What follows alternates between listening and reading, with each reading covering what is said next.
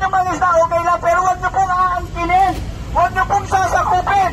At higit sa lahat, huwag niyo gagawing military base ang mga isda na yan.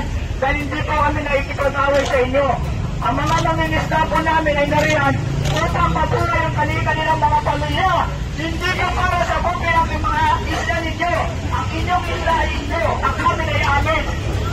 Kaya po ay narito para nakipag-usap ng maayos sa embahanan ng Vietnam na kung maaari naman po ay maunawaan ninyo ang kalagayan ng mga mahihirap na nangingisda Pilipino.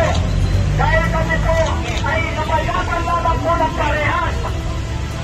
Kaya sana naman po, ang katuluhan ng Vietnam, sana naman po maintindihan ito po. Kayo po ay nandito sa bansang Pilipinas. Siyempre, magkaroon po tayo ng basic relation. Hindi po tayo natin magkakaaway. Nakita niyo po ito, mga estudyante po, maramihan po dyan. May mga kabag-anak na mangingisda. Kaya, maawa naman po kayo sa bansang Pilipinas. Masyado na po ang kasyado ang mga mamayang Pilipino. Kaya sana po, pakiusap ko po sa inyo.